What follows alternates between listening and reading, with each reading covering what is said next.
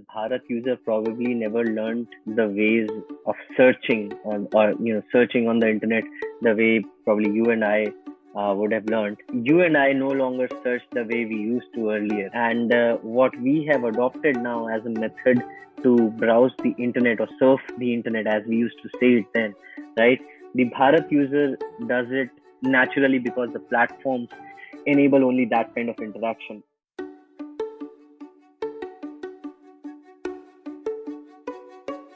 Hello and welcome to the Startup Operator Podcast. I'm Roshan Karyappa. Back in 2014 or 2015, there weren't a great many takers for building for Bharat. The geo revolution hadn't happened yet, and much of the consumer internet action in India was focused on the urban and semi-urban demographic. It was in these circumstances that Farid, Ahsan, and his co-founders started ShareChat. ShareChat and its sister app Moj today has over 250 million monthly active users and are among the most popular social apps in India today. In this conversation, we discuss what it's like to build for Bharat, the various nuances of it, what it means to operate at true scale. I mean, hundreds of millions of users scale, growth and virality, engagement, monetization, taking on global competition, and more. This is an excellent primer for anyone interested in understanding how to run a consumer internet business. I hope you like it. So let's get started on this episode of the Startup Operator Podcast with Farid Ahsan. Hey Farid, welcome to the Startup Operator Podcast. Thank you so much for making the time. Thank you for having me over, Roshan. So Farid, ShareChat and Moj are perhaps the largest homegrown social apps today, right? I mean, they have over 150 million monthly active users, both of them. And on hindsight, as I was saying, the problem that you picked to solve seems so obvious. Only about 10% of India speaks English. And why should that be a limiting factor for anyone to experience the power of social networking, right? But, back in 2014, 2015, when you started, this whole build for the Bharat user movement hadn't really taken off, right? And could you take us back to that time and explain to us, how do you develop the courage of conviction to build this out when the world around you hadn't quite caught up to, your thesis?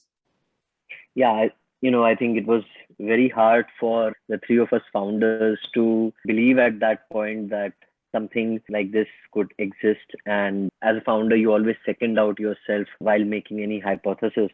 And I think the biggest proof point of, or the biggest validation we saw was we got users very early on. We saw people, adopting the platform at a very early stage. And, you don't really get users or consumers so quickly in social apps. Like if you are building something, so one of the reasons we built a social app was because, the three of us, we were only good at building apps, or, we weren't really good at ops. We weren't really good at anything else. We were really good with, writing code and designing interfaces. And that's why we thought that maybe we can build something which is entirely social, entirely web first or web 2 first, now that we have web 3 era. And at that time, mobile apps were also something very new. India had about 140 million internet users, leave alone smartphone users. Yeah.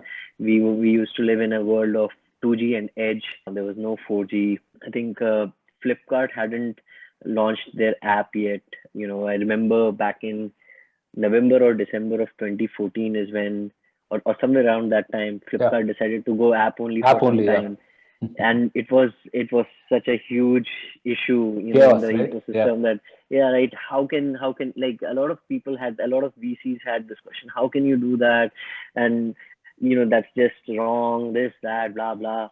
But it turned out that nobody really uses Flipkart or any of these platforms on desktop anymore. It's all become mobile. So, back in the day when we started out, we had a thesis that just like how Yahoo helped people come online for the first time for the US, for the first time internet users globally, people, or probably it wasn't the first place, but it was the first place for Web 1, I can say, post the IRC era, post the, when we had, the multimedia driven web for the first time. I think that's where Yahoo came in, and we believed that, something similar stepping stone, a similar platform will be needed for the first time internet user who will come online someday. We didn't know when. We just believed that, a platform will be needed, and there were no, and whenever it happens, it will happen, mobile first. It will be, and all these users, they will not be speaking English, because when you are able to use, back in 2014, 15, when you're able to use the internet, and you are using it in English, most likely from a higher social economic strata. So for when internet reaches the other strata, which where it is now, where it reaches the masses, internet will not be in English. It will be in the variety of Indian languages. And a proof of this is that, which we used to convince ourselves at that point, that when you look at the various TV, print, radio channels that you have in India, when you look at the split, you hardly see any English channel. The things that are built for masses, Times of India being the largest English daily at that point was the seventh largest newspaper, not the first, second, third, or fourth, right? And these points made us believe that whenever India comes online fully, it will not be an English first internet. It will be English second internet of sorts, and that's how our journey began. Of course, we noticed this behavior of people wanting to share stuff onto WhatsApp. I don't know if you remember, someone got stabbed back in the day in 2014 for being removed from their WhatsApp group. Wow. Yeah, it's like there was this WhatsApp admin in some place in, I think, Pune or Nagpur, who removed few people from a WhatsApp group, and he got stabbed. And this was how much people were interested and keen on being on that WhatsApp group. And it intrigued us at that point that you can be on any group, right? Why does it matter so much? And just asking this very basic question that when someone is on a Facebook group, why they still want to jump onto a WhatsApp group? When someone is able to do Google search, why do they want to ask people in a WhatsApp group, send me this video, send me that, send me this? And the answer to all these questions was that hey, this is the first time internet user. They haven't learned the methods of the internet, and they will probably never behave the same way as the people who have come on the internet before them, because by the time they adopt the internet, search would be different, formats would be different, connectivity would be different. And that's exactly what happened. We moved from as I said, we moved from a 2G edge world to a 4G world, thanks to the 4G revolution. And along with it, at the same time, smartphones, we went through a boom. If you remember, Micromax was one of the largest smartphone companies at that point, and Xiaomi had just launched their Mi phone in India. So we were just lucky to be at the cusp of these many technical revolutions hitting India at the same time. And the fact that we were able to notice these small quirks about our user, wherein they are not having the best smartphones, they're not on the best internet connections, they love to share content onto WhatsApp, they don't know how to do Google search, they want to use these groups for gathering content, and they want to use these groups to meet out new people.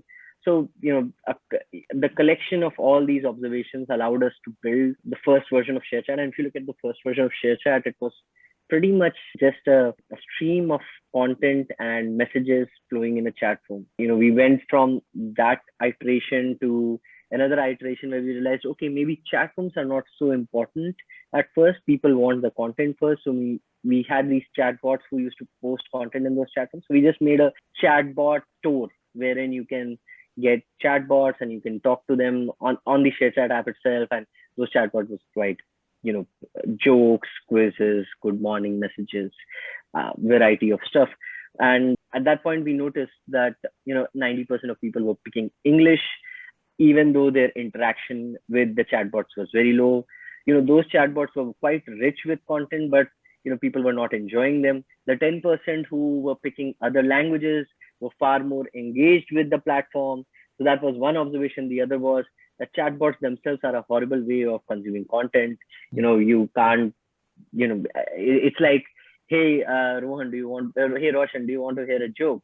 And you say yes, then I share a joke, and then I say, oh, do you want to hear another joke? Now, this is a very, very cumbersome way of consuming jokes or consuming memes or consuming anything, right? The easiest and the most lazy method is to just scroll through feed where all this content magically keeps popping up based on my preferences.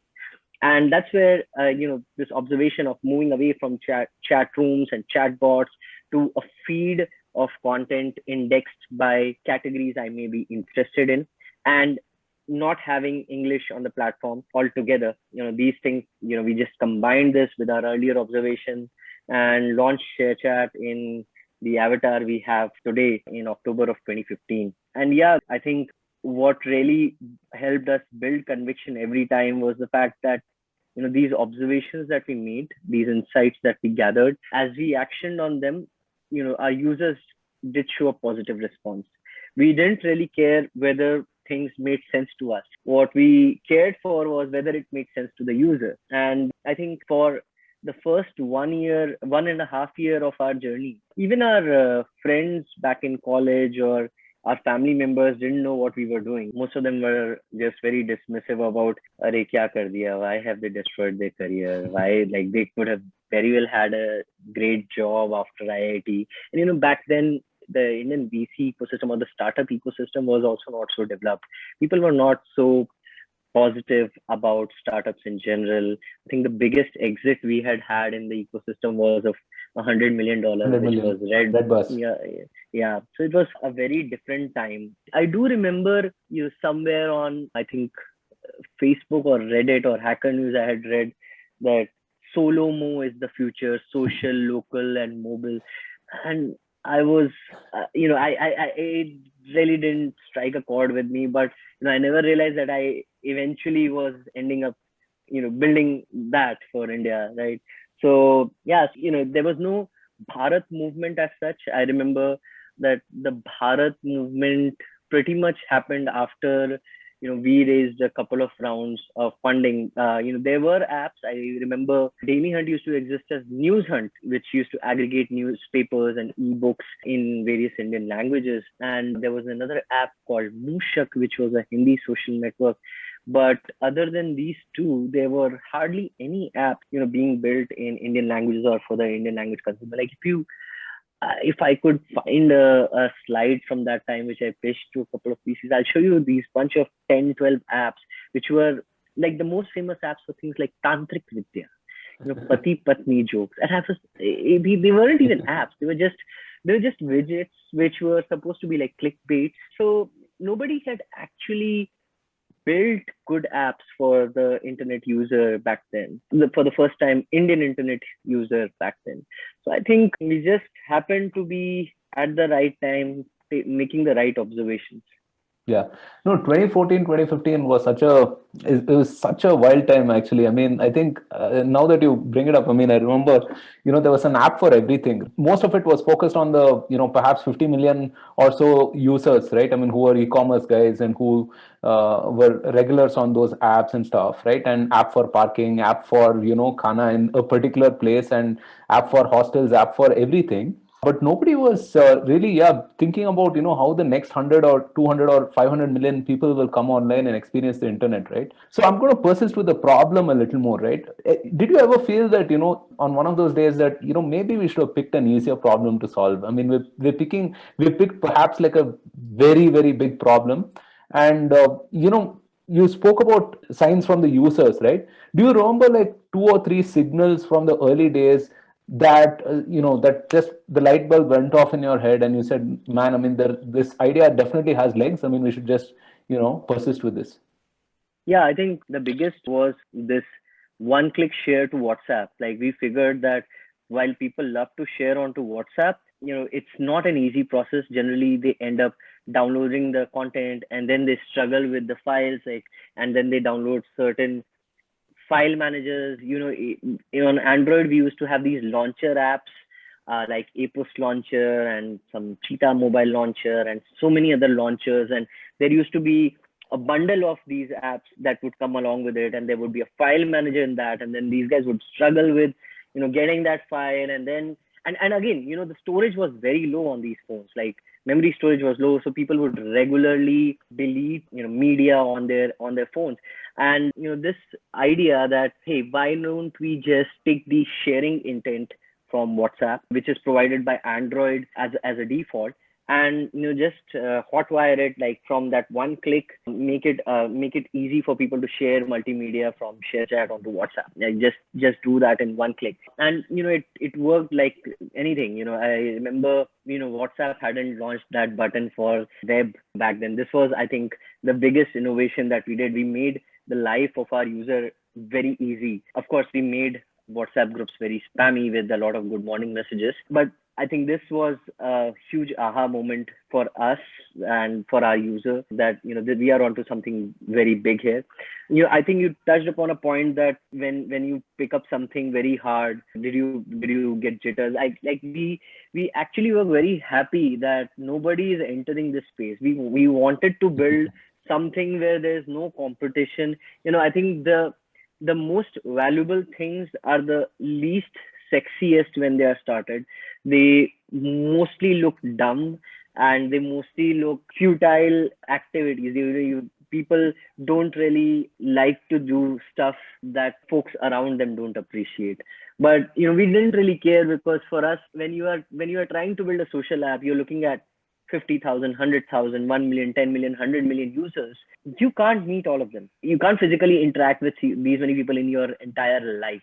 So you necessarily have to build a framework of looking at all of this through signals, looking at the right signals, and then separating the signal from the noise, figuring out the actionable levers, and then figuring out the actionable metrics. A lot many times people would come and say, "Oh, what are your downloads?" I'm like, downloads actually don't matter. They're like, "Nahi, nahi, nahi, nahi, this is not how it works." And I'm like, "Nahi, nahi, boss, this is not how that works. How it works is that you have to figure out the active users." And I think we were one of the first teams in the entire ecosystem to talk about active users. I remember explaining active users to almost every single, like daily active users to almost every single VC in Bangalore and around, because there were a lot of other startups who would say that, look, we don't measure our daily active users from day one. The first 3 days you are going to lose users, so we won't measure for the first 3 days. Our D1 retention starts from the fourth day. I'm like, boss, that's cheating. That's not even D1 retention, right? That's you're just trying to game the system to paint a better image. And the fact that the ecosystem had so many gaping holes in our understanding allowed two things. One, of course, it allowed such startups to try for a while. But on the other hand, as the ecosystem matured, it allowed folks like us, startups who were really interested in building for the next billion users, to get the right support. And the good guys, whether team members, whether investors, they see through this. They see through when you're trying to fake it, right? It's right that it's a good approach when you're trying to fake it till you make it, but you can't lie to yourself. You have to be honest with your metrics and your levers and your constraints. Yeah, no, you can't sustain it, basically, right? I mean, there were Exactly. a lot of sketchy metrics during that time. I mean, I remember, these GMV metrics on e-commerce, for example, were just like, so my retort always was, try explaining that to a Kirana guy, right? I mean, and watch his reaction when you explain GMV to him, or stuff, Yeah. right? And yeah, I mean, the app metrics for sure. I mean, it was totally sketchy at that time. Yeah. You mentioned support from people who believed in you, right? And how important was that to have early supporters like India Quotient, for example, right? And if founders are in a similar circumstance, right, where they're building something new in a category that hasn't developed, and most people think they're wasting their time, right? What is that advice that you would have for these people to build that support network around them to kind of tide over this perhaps initial difficult time? Yeah, I think India Quotient was a fantastic place to be incubated at, because these guys understood the Indian internet user, at least at that point, far better than anyone else. Today, I think we have a lot many pundits around in the ecosystem, but back then, having a first principles approach was very rare amongst VCs, and I think that's what you need in your early days. You need people who have a grounds up understanding of the consumer to act as a sounding board, because you will want to continuously take leaps, take product leaps. And when you're taking those product leaps, not all your leaps would work. Some of them would backfire. And while you may try to reason, many a times you are never a consumer of the service yourself. Like in our case, we were not exactly the consumer of our own app for very long periods, right? So having someone who knows with what lens the user is going to look at that change in your app allows you to really have someone, a good sounding board around. A good way to handle this is, of course, also have a focus group, like a user focus group, where you can talk to certain users regularly and understand, how you are improving or deteriorating their user experience or the journey to the solution. The other thing in, a support network that I would really recommend to founders is be friends with other startups, with other startup founders in stages similar to yours. A lot many people think that, it would make sense to be mentored or advised by a unicorn founder or a very, founder for a very large company. Well, unfortunately, they don't have the same problems anymore as an early stage founder. And moreover, being an early stage founder today is much different from being an early stage founder back in 2014, 2015. Yeah. Right. So the challenges that I have faced, I don't think anyone will face, ever face again in this ecosystem. So even if I do have some advice to give, it may only be philosophically in line with a solution that makes sense for you, but not copy pastable. On the other hand, if you are friends, if let's say you are a angel stage startup or a pre-seed stage startup and you have friends who are running seed stage startups or series A startups, you will be able to, one, get answers to a lot of problems and doubts that you may face, in a regular life very easily, very quickly. Two is that you can learn from other people's mistakes. See, everyone makes mistakes. We also made mistakes. We were able to learn a bunch of India quotient startups because almost all India quotient startups at that point were in their early phase, right? So being friends with them, being friends with that portfolio, I think allowed us to observe what is going wrong with certain startups and see to it that at least those things don't go wrong with us, because everyone's intent is to do things the right way. If you can just avoid the mistakes that a lot of startups make, you will end up fine, right? So it's sort of like a defensive approach to org building or company building, but it worked for us. And I would highly recommend that to almost all startup founders. Like, find more startup founders in stages like yourself. Right. So, let's talk about scale. How do you go from a zero to hundreds of millions of users? And if you could break that journey down into meaningful periods and talk about the various levers that you optimize, right? So, for instance, I mean, on day one, right, when you're building a community, I mean, very important to have a initial set of users, be able to seed content, and then develop your, power users and so on, and provide enough value to retain enough people so that it starts building, right? So how do you go from 0 to 100? Right. So, if I have to say, like, the first 2 years, we just hustled our way to having as many users as possible. We spammed so many Facebook groups, WhatsApp groups, Twitter profiles, so many things that we did. We even, back in the day, like this is back in 2014, we used to have these bots with which, we would make WhatsApp groups, put people in those, feed it with content, and WhatsApp would realize, hey, you're a bot, so they'll ban the bot. But this bot would also add another bot inside the group who is a passive bot, who just then scrapes that content from that WhatsApp group, because you've added 100 people there, or they're just going to chat with each other. They're going to do something. They're going to put some content, and this passive bot is just going to copy. So we did a lot of things to create this supply for content and supply for users in the first, I would say, 1.5 years of our journey. And it was all hustle. What happened post that is, around April 2016, around April 2016, April 1st, 2016 is when we allowed users to upload user generated content for the first time. And we had about 7-8 months, we had been live for about 7-8 months by then. We had about, I think, 25,000 daily active users by then already. And all of these users were sharing onto WhatsApp. And then every time that content used to go on WhatsApp, people, 10% people would click on the link that would go along with the content. Out of those, 10% would install the app. So you have 1% of your users. So essentially, we had to ensure that the people who come onto the platform share as much as they can, so that we have a very high probability of them adding more users.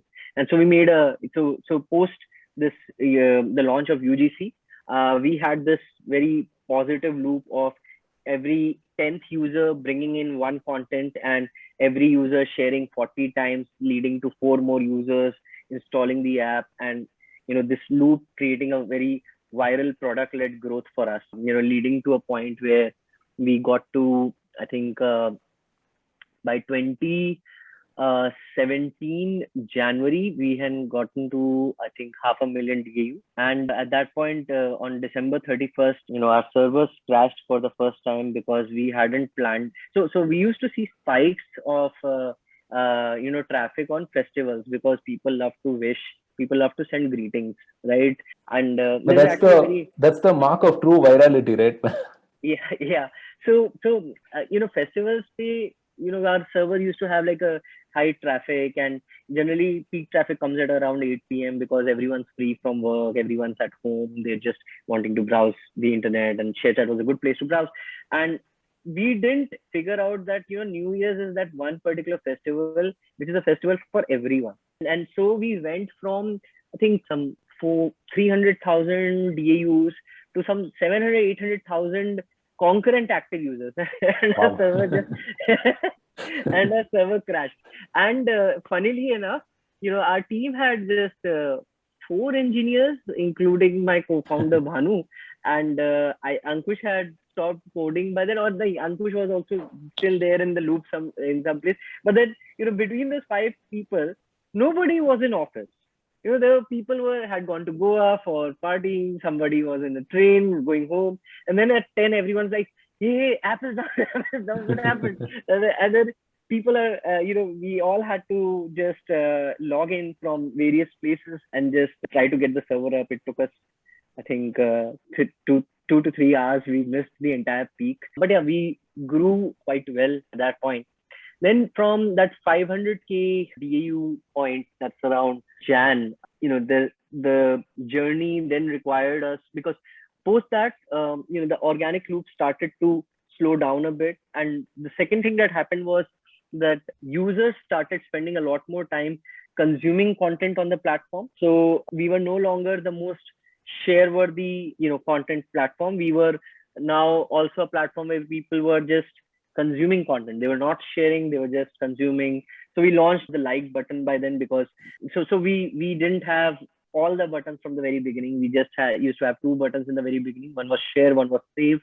Save because people, if you found a very good morning message in the night, but you want to send it in the morning, so you want to save it so that in the morning you can send that good morning message, right? So we had 2 buttons, and the third button we launched was like, which was because people had started consuming content passively, and now there were a lot of UGC creators who wanted some recognition, right? And then at this point, when people started consuming a lot of content on the platform, we figured out that we have to start, we now have to start doing a lot more of offline distribution, like in the form of preloads or digital marketing, like not exactly offline distribution, I should say, not product-led growth, but add to it marketing-led growth. And that's when I think we started doing some amount of Facebook marketing, some amount of Google marketing. And, interestingly enough, nobody was advertising for this user even then. So the cost of acquisition of a user was like, I remember, at some point we got some users for like 4 paisa or something. Wow. Right. So I think, that was the third bit. But yeah, the question that comes up when you are getting users for very cheap is, are these users retaining? The question that comes up is this user worth it? And as a design of how to judge the system we are building, or judge the marketing automation system that we've built, we always take into account, like, we don't look at CPI or CPC. We look at CPD7, cost per 7th day retained user, and that has been something which we have ingrained in our system from a very long, a long period. And then compare different channels as we grow, because you can have a very high retaining funnel at some place, but you have more users at another place, and so you can't really take a call in the early stage what to do. So the best way is to not look at those discrete metrics, just have one common metric across the board of CPD7. So I think that's the other thing that we added. Then at some point we realized that people want to interact with the creators, and that was, I think, middle of 2017. Then we launched comments, but inside comments, we saw that most comments were hi, and most comments were thank you and nice, and we realized, okay, so maybe people don't really want to comment, maybe they want to chat. And that's when we introduced chat onto our platform, not the chat rooms, not the audio chat room, like general regular chat, and started ranking our comment section so that we have the best comments curated per post. And by the way, while we were doing all of this, Facebook was still struggling between timeline based comment hona chahiye ya recommended comment hona chahiye ya related, like they were also going through their own product problems, we were going through our own product problems. And yeah, I think that's where the next level of growth came in, wherein our platform became a lot more social as people started following these creators. Few creators hit million followers, and there were people who had amassed crazy number of impressions on very simple things like हाथ पे लिख दिया आपको, like आपको नए वर्ष की हार्दिक शुभकामनाएं, like that's it, right? That's simple stuff like that, becoming super viral on ShareChat. So when all of this started happening, that's where the third spurt of growth came in, where in the social elements of the platform kicked in. You had chat, you had comments, you had followership, and that took us to, I think, up to like 2 million, 3 million DAUs.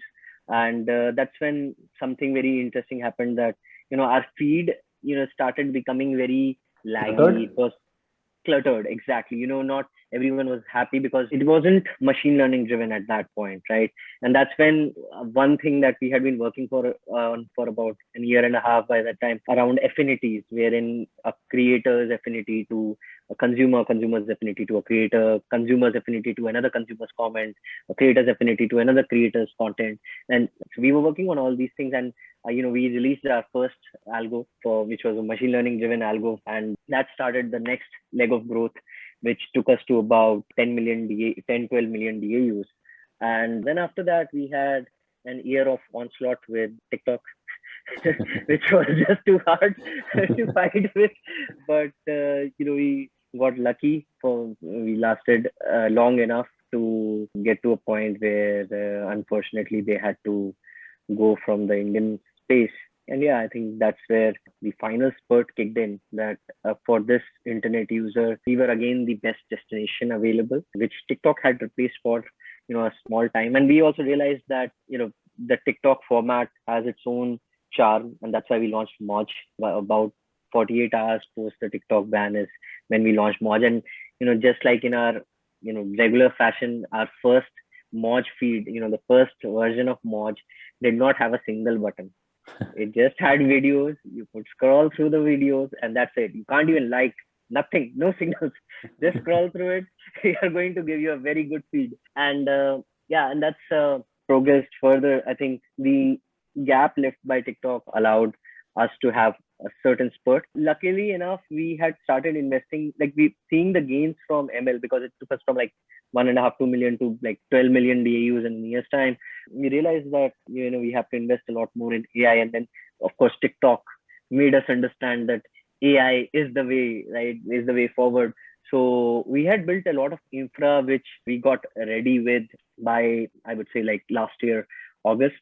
We were luckily ready with that, and that pulled in the final leg of growth, taking us to more than 50 million DAUs today. Along with it, I think one thing that we tried, and we probably will never get qualified as the people who brought it into picture, but the audio chat rooms feature, we had launched it about a week before Clubhouse launched their audio chat rooms. But Clubhouse launched it for the folks on Sand Hill Road and Silicon Valley. And of course, when people in Silicon Valley do things, they are always the first to do it, irrespective of whether there have been tens of such startups in China from like ages, right?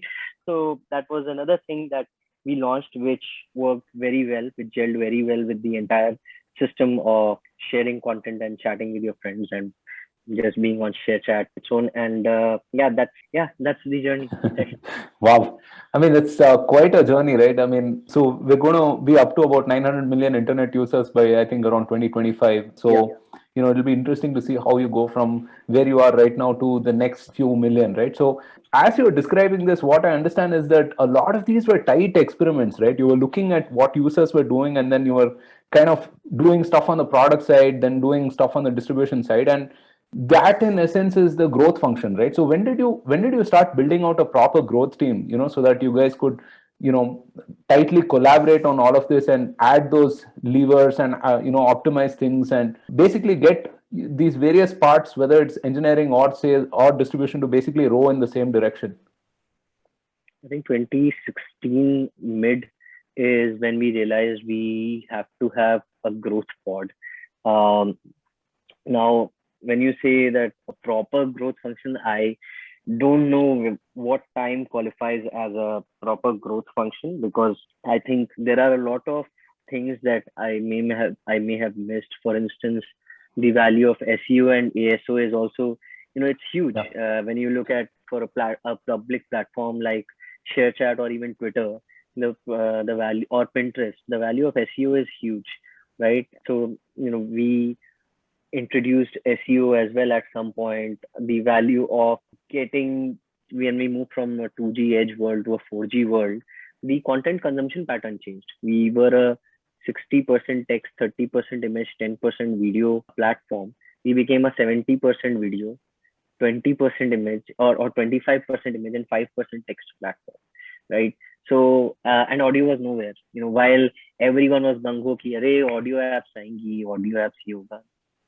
Right? I'm not saying that it won't come. It will come. We are on a podcast right now. There is an audience for audio, but at the mass level, at the largest of largest scales, these kind of shifts force you to think in certain direction, and you have to be very careful with what is happening with your platform. Like understanding the fact that all these people who were on text are now have suddenly everyone has moved to video. That's exactly what led to this kind of videos. This video that I'm talking about, where with the fingers are just unfolding with a wish.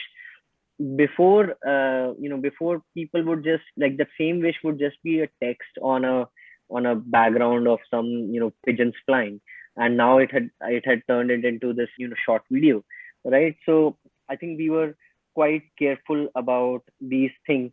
And so every part of the company actually cared about growth. There was, back in pre-COVID times, we used to have a large screen in our company, in our office, wherein you would see the DAUs, and you would see the DAUs by language. Every single, it would update every 10-15 minutes with the latest DAU numbers. So everyone in our company obsessed about DAU and time spent. So I think we were quite lucky that we figured out our North Star quite early. DAO into time spent is the North Star for us. So yeah, I think it just allowed us to have this growth function very early on. Right. Even though at that point, I don't think we were doing everything. We were doing few parts of it. Like I can tell you another very interesting example, that when people used to share content onto WhatsApp, many a times when they are sharing text, text being shared from ShareChat onto WhatsApp, and we would send a link along with it. That link has an image that populates on top of that message, right? With the preview image, exactly. Now we experimented with what preview image we should be showing for what category of text. Like if a joke is being shared, what should be put up? Is it different for Marathi people, or is it different for Malayali people? Is it different for Telugu people? So owning this experiment was something that the growth team did, and they nailed it. They nailed it big time, because that led to a very, I think it led to a 2 to 3x jump in the clicks that we were getting on every share that was being generated onto WhatsApp, which obviously helped the top of the funnel, like the users that we could acquire from WhatsApp at that point. Yeah, we had that team very early on. No, it's amazing to have a clear North Star metric, because then everyone's work revolves around that, right? And I think decision making, prioritization gets so much simpler when you do that. As I'm listening to you speak, I mean, I feel like you guys can publish maybe a couple of dozen papers on psychology and user behavior and stuff like that from everything that you guys have seen people do on the platform, right? And I think, you know, you might have gone into it with some preconceptions, but what have you learned about the Bharat user? You know, what are some things that you've noticed that they like, that they don't like, and, you know, how they generally behave? I think everyone's the same. all the all the internet users are the same. They just have to spend long enough time to ultimately, get to the same habits. While the Bharat user probably never learned the ways of searching on, or searching on the internet the way probably you and I would have learned. You and I no longer search the way we used to earlier. Yeah. And right, and what we have adopted now as a method to browse the internet or surf the internet, as we used to say it then, right? The Bharat user does it naturally because the platforms enable only that kind of interaction. So behaviorally, I think it's not a leapfrogging effect. You are not necessarily jumping onto something better, but you are jumping onto the same thing together. While we may have come, to that behavior over a very long period of iterations, like right from, year 2000 Yahoo chat rooms to year 2021, whatever platforms you use, this user has jumped directly to the state. And there are probably a few things which still are different, but that is more or less only about the kind of content supply most folks are interested in, or the kind of ethical compass that most people view content or community with today. For instance, I would think that the two users, like if we have to split them into two parts, the two users might be tolerant on the internet for something and might be non-tolerant for another thing, but the essence is similar. What has happened is like, I use this many times in when we are talking to our team, that social media samaj ka darpan hai. It's a reflection of our society. And I think the only difference that lies between these two internet users today is the difference that we have between our society, right? Between our socioeconomic setup. Beyond that, I think interactions or usability or capability of being able to use these platforms, I think both the users are at par now. Right. So, while you're optimizing for reach and engagement and virality and stuff, right? There is this whole debate right now on, whether content on social is actually like, it can be harmful. It can be like, there's this whole thought about fake news and moderation and all of those things, right? So how do you think about those things as well on, in terms of being like responsible as well and not just optimizing for a particular number? Yeah, I think we were the first to invest heavily in fake news moderation and all these kinds of vitriolic content moderation in India.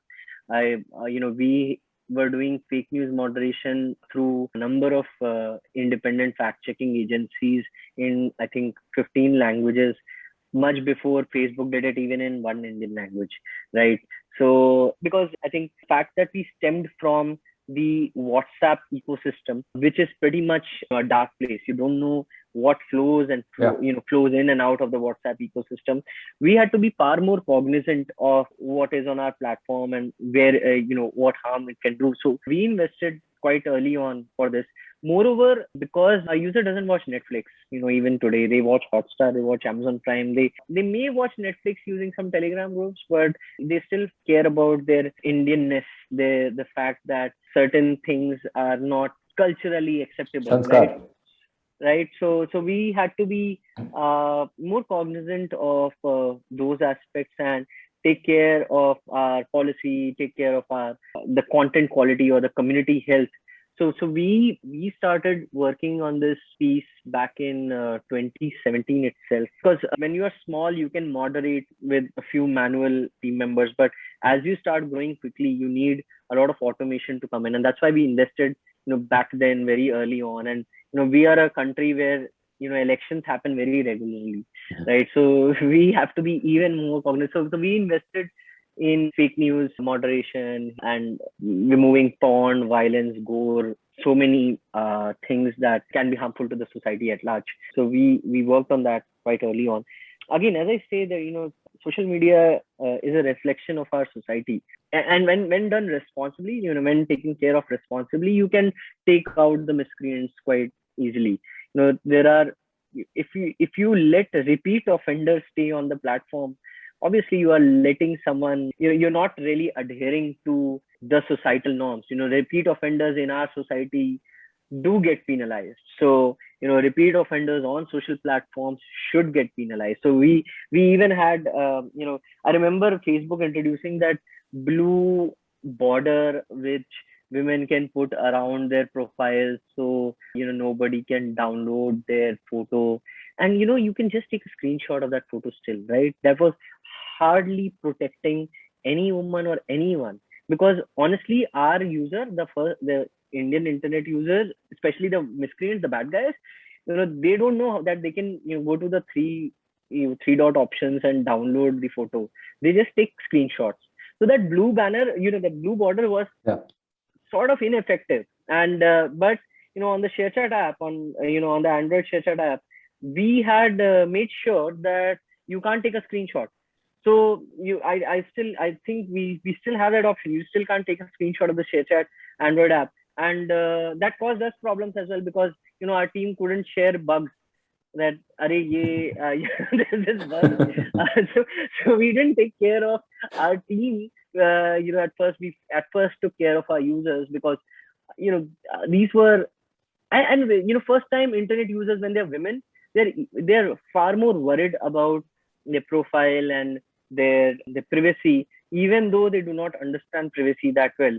And so we equipped our users with as many things as we could. That's what we've been trying, and I believe we are not perfect. We are still trying our best, and we will do whatever it takes to provide a safe environment to our users and all the communities on board.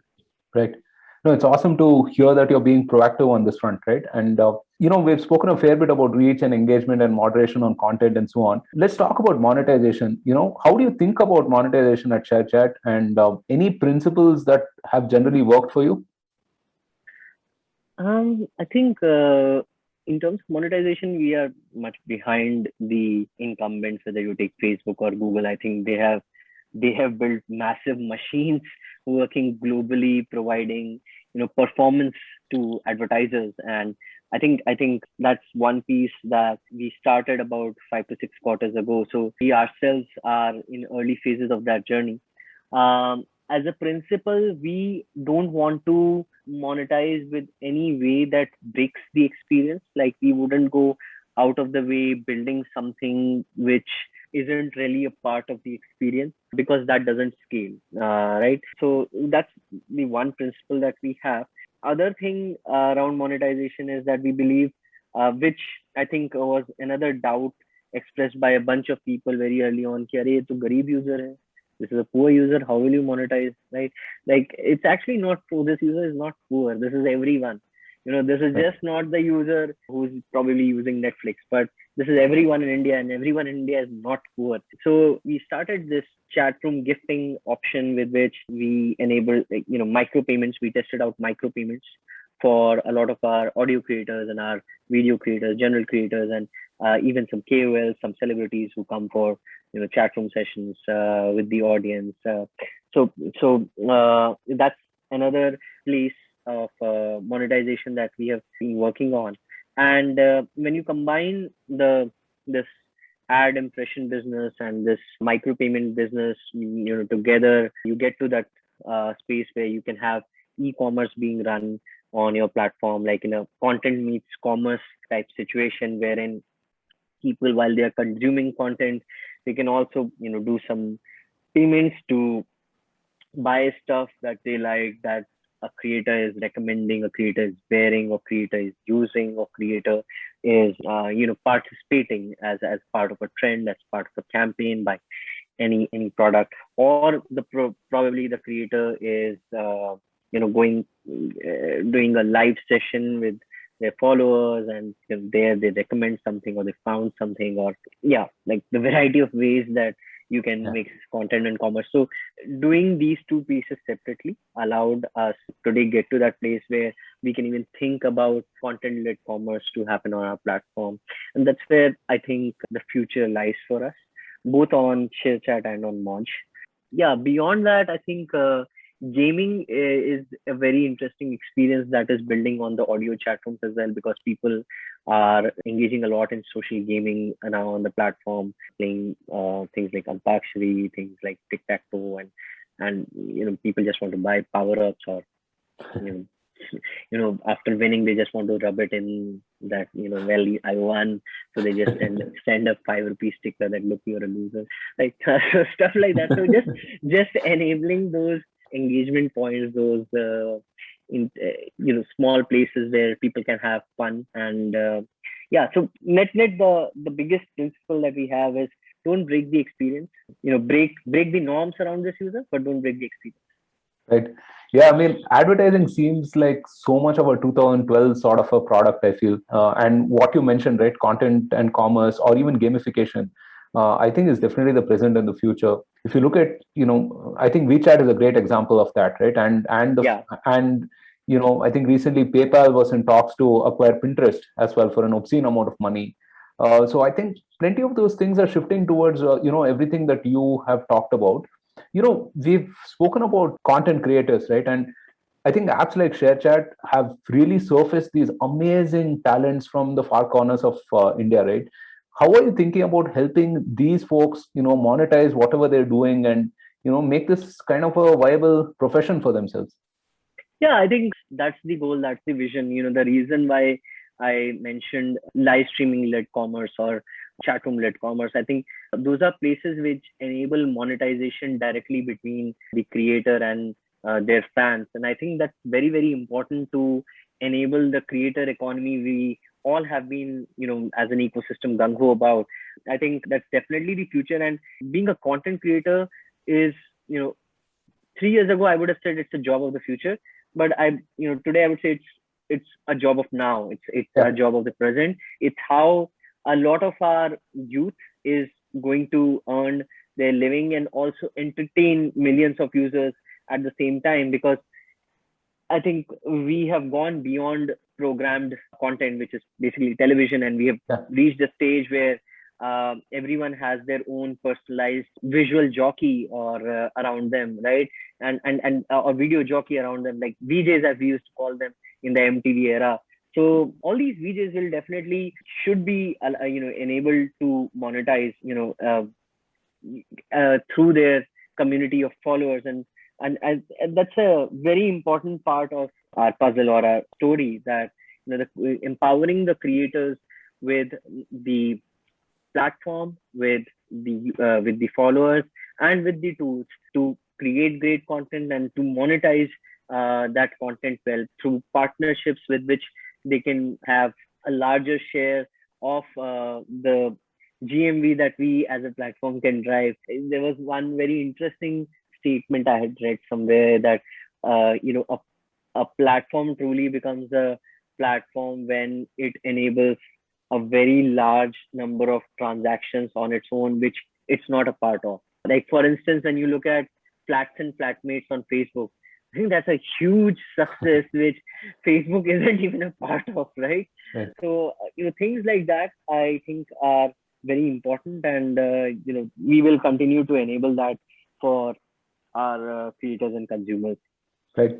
Yeah, it's remarkable how things have changed, right? I think I am perhaps from the last of the generation that had to sit through the news or some weather report to watch the thing that we really, really wanted to watch, right? So yeah, I mean, today the news feeds are like crazy, right? You can watch whatever you want. So how do you think about competition at the scale at which you are? I mean, I don't think it's even another app or something, right? I mean, it's probably whatever the user chooses to do instead of actually like even log into the app. In the case of Netflix, they famously say that their competition is sleep, right? So how do you think about competition? I wouldn't make any such statement, because I think when Netflix made that statement, Hotstar and Amazon Prime weren't so strong in India, and other OTT players weren't so strong in the US. So I don't want more players jumping into the game. But I think the internet user continues to spend, the Indian user continues to spend a lot of time on the internet every day. And while Facebook and Google have been there forever, like Facebook and YouTube have been there before there was even smartphones, right? So we can't really discount them. I think they will always continue to be there, and they have a huge presence in India. But our understanding is that the short video space, when you talk about Moj, short video, out of the 900 million internet users, 800 million of them would ideally be short video daily active users. So if we can get there first, and we can be that one big platform providing to a majority of these 800 million daily active short video users, I think that would be a job well done for us. So we do care about competition, but what we really care about is the opportunity, because we haven't really won. While our scale does look large, the scope of scale that we can get to is even larger. If you look globally, TikTok has reached a billion active users outside China without India, right? And when there is not enough internet users in Africa, right? So that's a huge number of active users that you can get to. So that is our aspiration, and that's what we focus on. That's what we obsess about. Running the two apps, ShareChat and Moj. That in some ways, ShareChat is also a short video platform. It's a melange of short video plus the various other formats the user is interested in. But between the two, I think getting to that 800 million daily active user number is what's most important to us, rather than caring about competition. Right. Yeah, there's just so much headroom for growth, actually, right, on multiple different axes. At every stage of the journey, as a founder, you have to sort of like change, right? I mean, there are things that you have to add to your arsenal, and there are things that you have to get better, and so on, and really transform. What are some high level challenges that you are trying to solve? What are some skills that you are trying to develop to take you to that 800 million user growth? I think the biggest challenge that we are solving today for is building a robust org, being able to attract the best of talents, probably being able to add to some reverse brain drain here, because we've lost a lot of talent to Facebook and Google and Pinterest and Twitter and whatnot for ages now. Not having a strong tech company in India hasn't really helped our cause, and I think we have this golden opportunity of building an org, building a team, building an ecosystem of great talent that can deliver the results for our consumers, for our internet users, and for our ecosystem at large. So I think that's where most of my energy is going to. Other than that, of course, there are a few things which are still close to my heart, projects that I started but are now being run by much better equipped and much more skilled people. So I pay some time to look at those projects more closely. Like my co-founder Ankush, he spends a lot of time with the AI team because that's something very close to his heart and something which he has built for the for the company for the longest period. And I spend a lot of time with the monetization folks and with the folks working on content supply. Like right after this call, I'm actually going on a call with my content supply folks. So yeah, so as a founder, at this stage, I think the most important thing is to figure out your slowest moving parts. And I think org is the slowest moving part, which you don't really care about much at the small stages, at the early stages, but at the later stages, it's what is going to have the highest amount of ROI. So that's where most of our energy is going to. Right.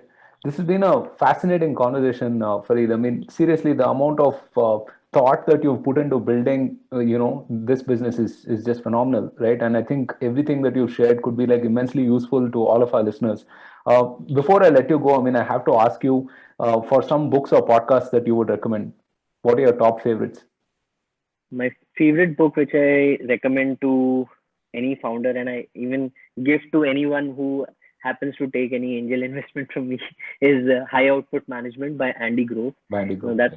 Yeah, I think that's like a holy grail of execution. And I have gone to that book again and again and again in my startup journey, rereading it every time. The other book I would recommend is a bit cliche, but it's 0 to 1 by Peter Thiel, because I think you don't get it the first time. You have to really go through the grind of figuring out what went wrong, why does it not fit with what Mr. Thiel has to say, and why it would not work. So these two things, high output management and 0 to 1, I think the combination of the two has been very helpful to me, and that's what I recommend to most founders. So Farid, thank you so much again for being on the podcast, and wish you all the very best for everything that you have coming up. Thank you so much, Roshan. It was great chatting. Thank you so much for listening. If you liked this episode, then don't forget to subscribe to us on your favorite platform and share this episode with all of your fellow startup operators. Also, follow the Startup Operator on LinkedIn and Twitter for more updates. Stay safe, take care, and see you soon on a brand new episode of the Startup Operator.